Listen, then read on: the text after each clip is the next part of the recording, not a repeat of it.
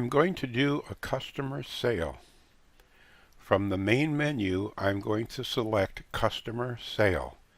That's under the Transaction tab.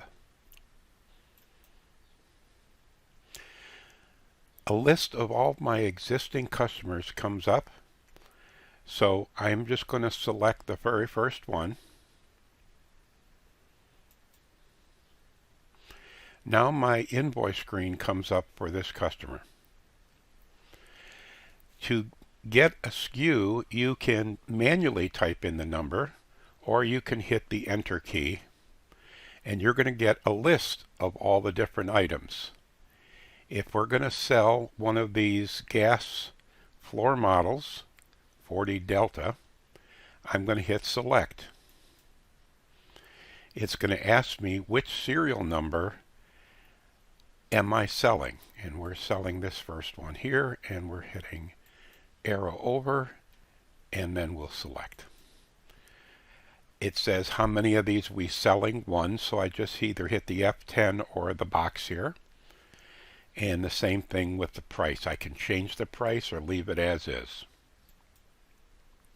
So this first item of the gas fryer is there for us. Now if I select by hitting Enter again, here's other manners of looking for items. I can select the binoculars. And from the binoculars, I can look at vendors or auto quote categories.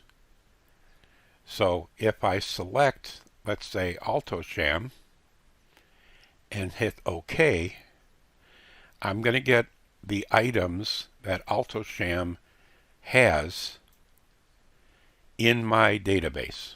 And these were all brought in from auto quote exports. So I'm going to select this item. And then I'm going to hit Enter again. And this time I'm just going to select this whip. Okay. And I hit the Select key and select one and one. Okay. Last thing I'm going to do is hit the Enter key. Now you see I have the word quart or hook.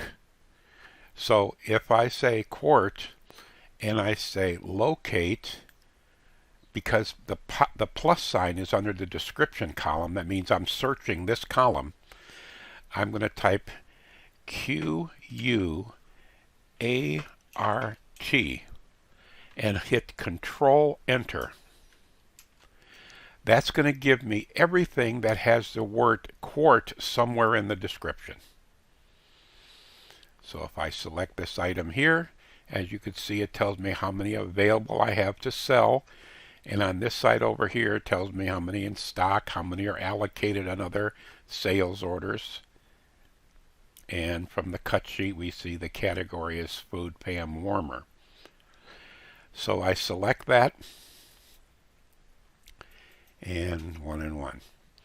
So this is how I've selected all my inventory items for this invoice. Typically this is done at the counter. I now hit the buttons down below here allows me to look at additional things. So for example, if I click this F2 arrows, I can look at purchase history for this customer and see everything he's bought from me in the past. When he bought it, how many did he buy? So if I'm going to get this pizza peel, I highlight that. It says it was bought on this invoice, and I hit Select. It brings it in at the current sell price. So this is great for people who come in and can't remember exactly the pattern on the china that they're buying or the size of some of their saucepans. You can look at what they bought from you historically and bring it into the screen. So now I'm going to go ahead and tender. And if the customer has a purchase order number, I'll add that PO number. And here's my buyer, Frank Sinatra. And how are they going to pay for it? They're going to pay for it with a check.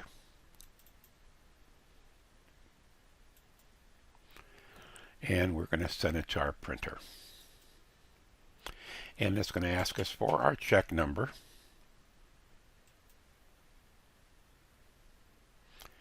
If I preview, I'll get a copy of the invoice. If anywhere we use the extended descriptions, like the full auto quote spec, we can have that print on the invoice also. And it says how it was paid, subtotal, and tax.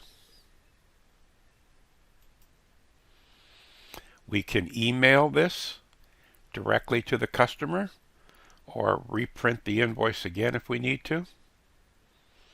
And we'll just click OK. That's the procedure of doing a counter invoice for a customer.